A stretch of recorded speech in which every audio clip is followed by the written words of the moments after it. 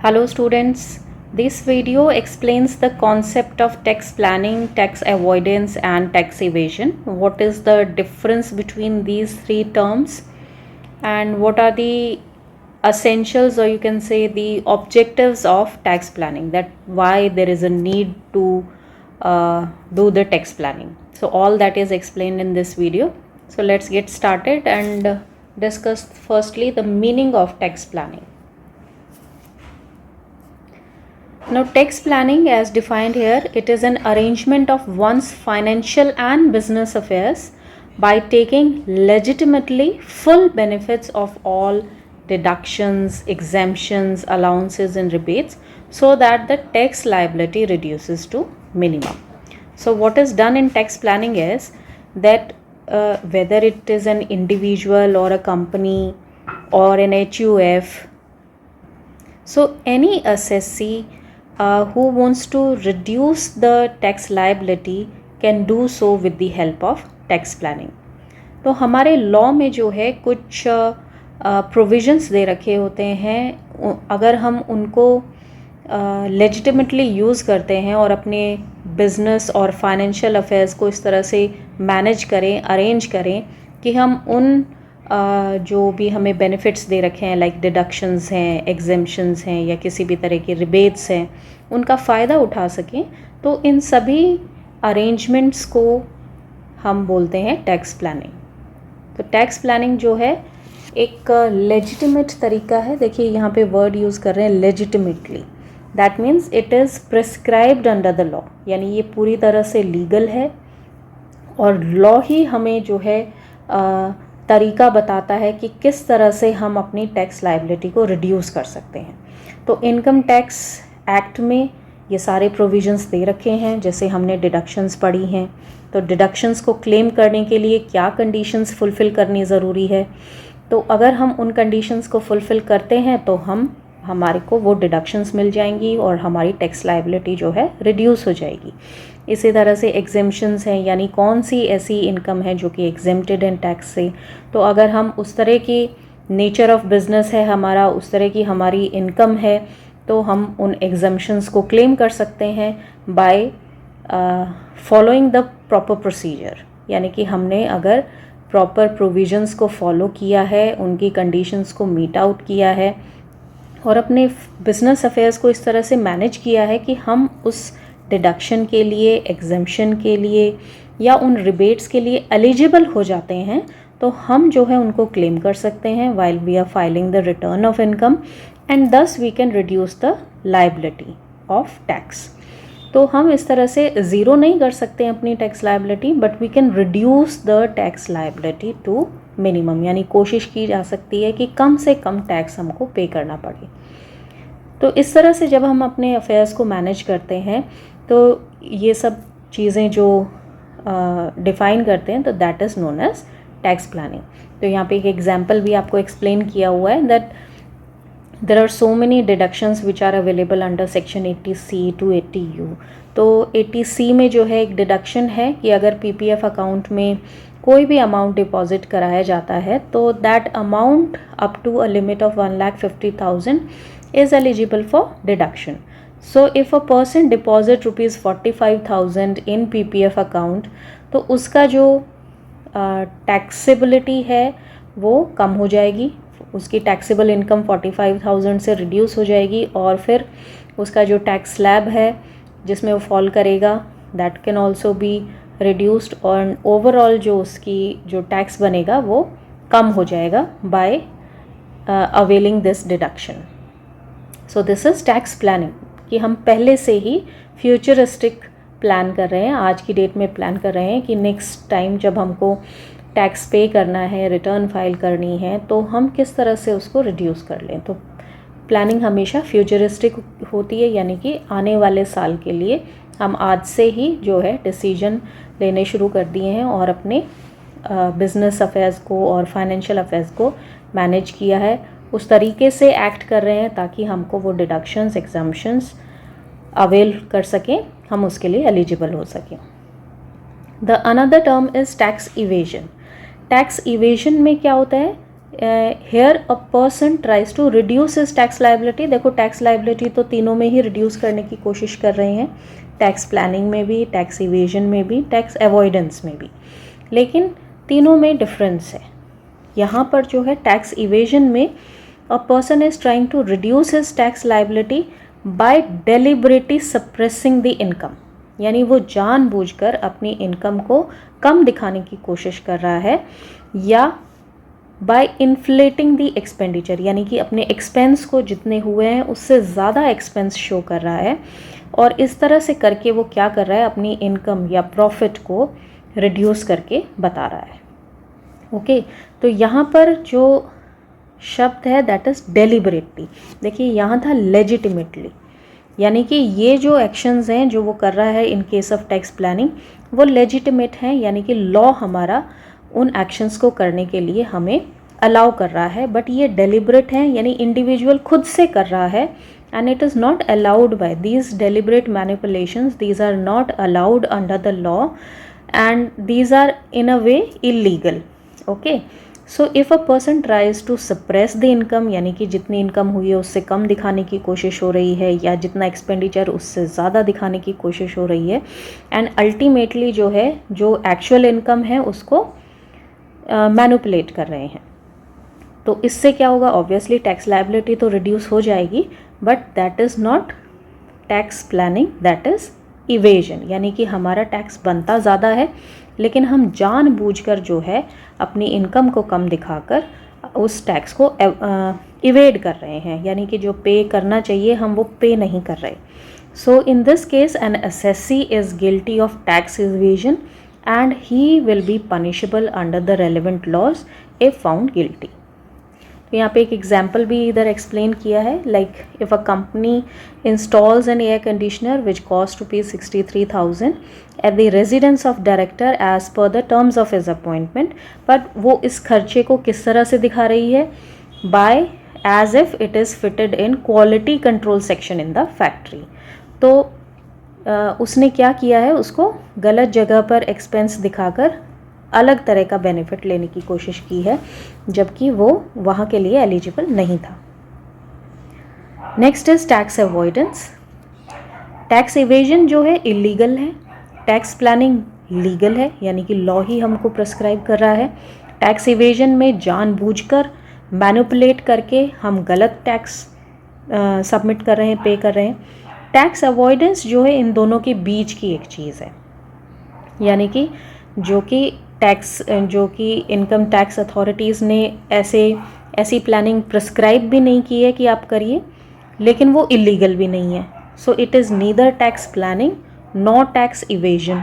So it is a term which is you can say there is a fine difference between tax planning and tax avoidance.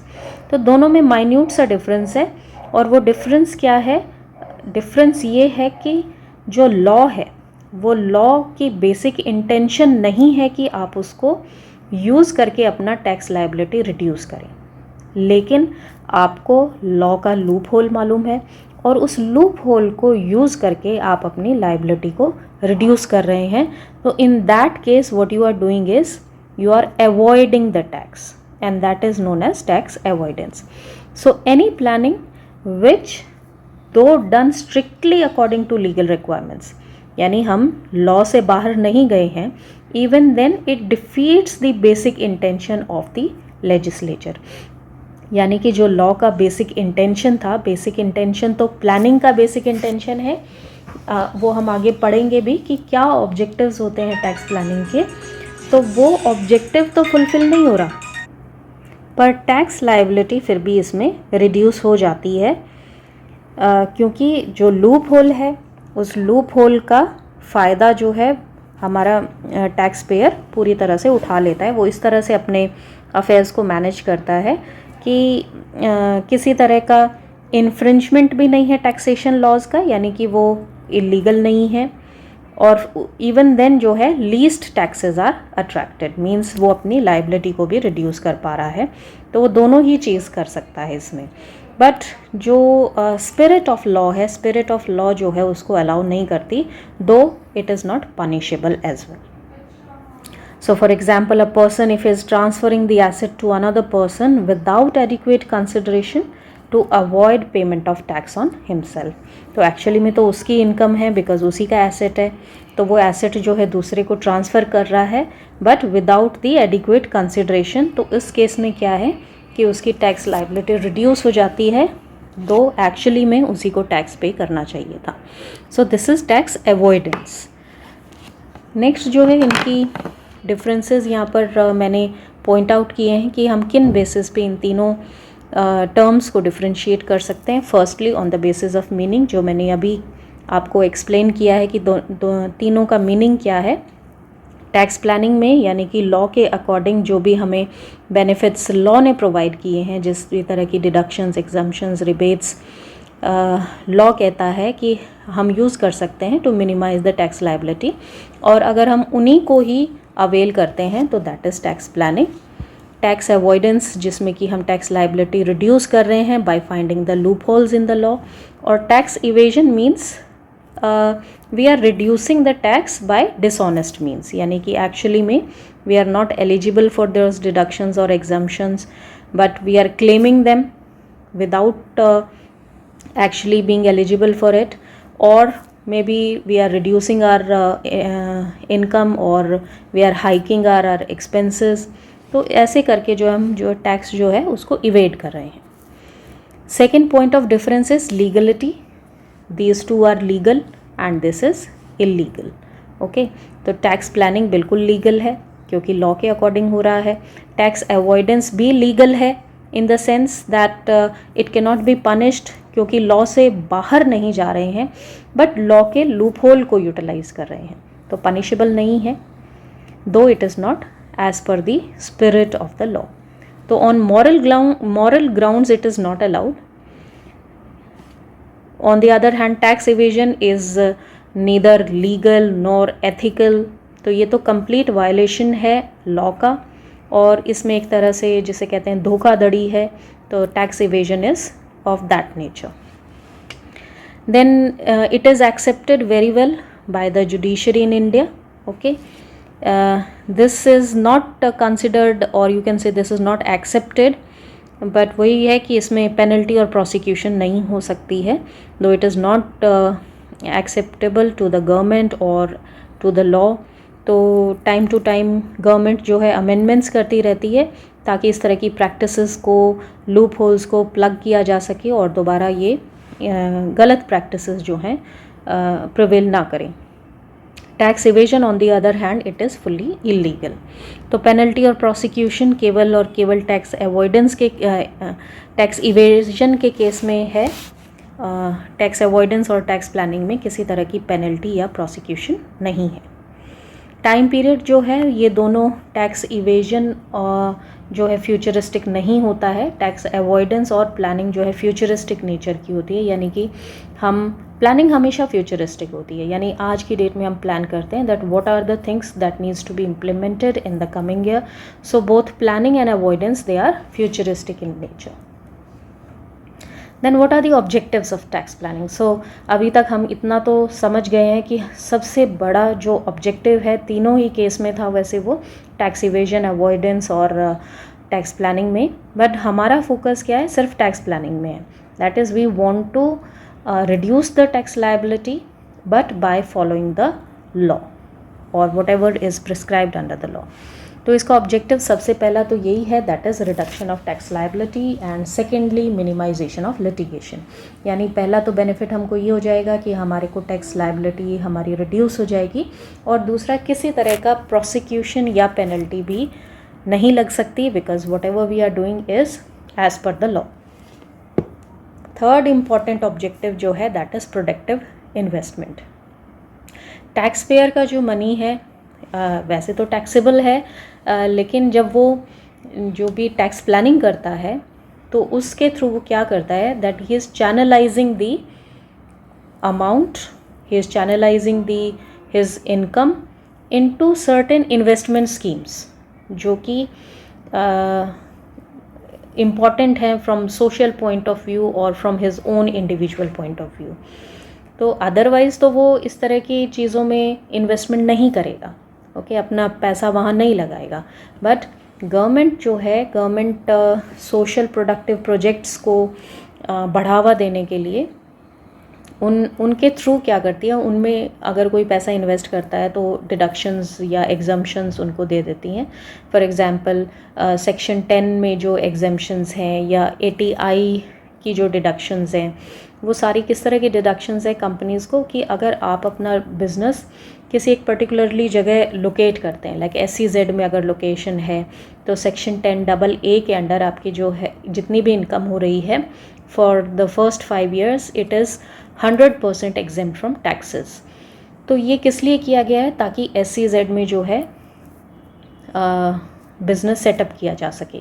इसी तरह से nature of business हो सकता है, यानी कि अगर आपका इंडस्ट्रियल बिज़नेस है, या अगर नॉर्थ ईस्टर्न स्टेट्स में कोई आपने बिज़नेस सेटअप किया है या रूरल एरिया में सेटअप किया है, तो इस तरह की चीज़ों को इंक्रीज़ करने के लिए हमको डिडक्शंस और एग्जम्पशंस के फॉर्म में बेनिफिट्स दिए जाते हैं। डोनेशंस हैं, जैसे इंडिविजुअल के केस में डोनेशंस अगर वो करता है, या कंपनीज भी डोनेशन करती हैं, HUF डोनेशन कर रही है, तो वहाँ पर जो चैरिटेबल इंस्टीट्यूशंस हैं, otherwise we are not going to donate, but tax benefit के लिए टैक्स पेयर क्या है, अपनी इनकम को उधर चैनलाइज कर देता है।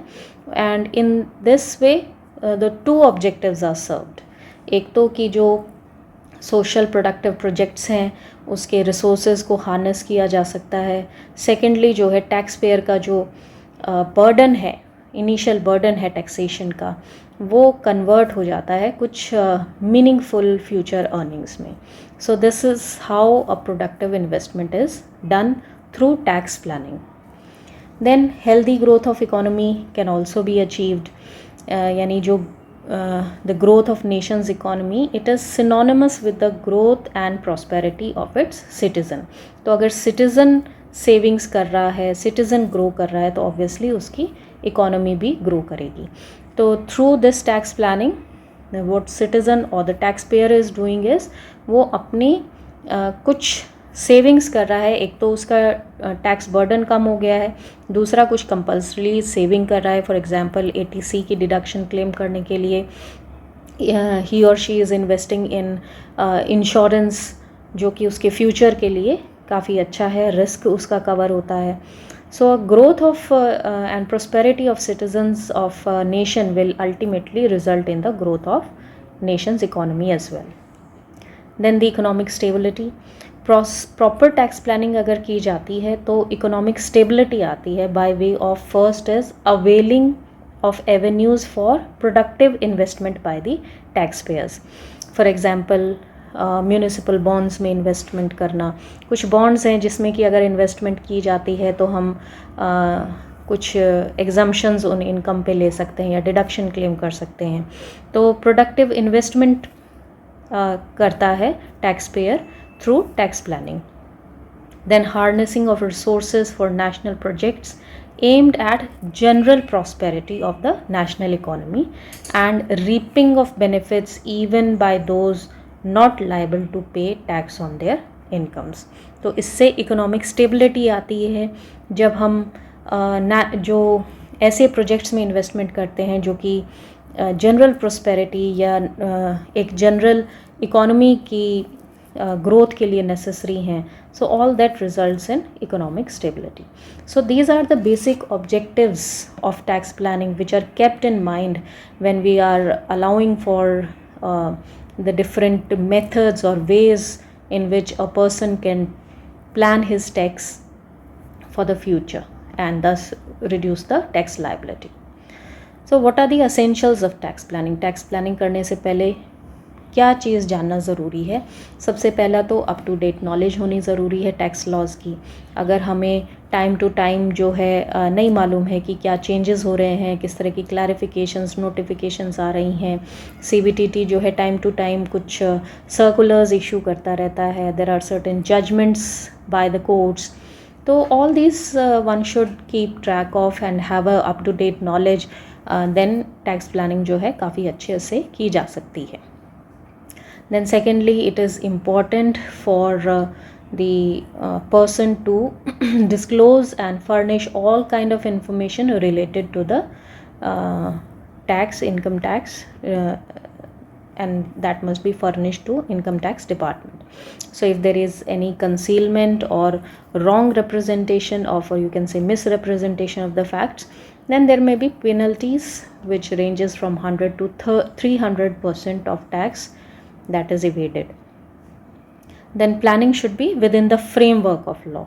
That means if there are some sham transactions or colorable devices, sham होता है कि जो झूठी transactions की जाती हैं दिखावे के लिए. So if they are done, then it is obviously such kind of thing must be avoided.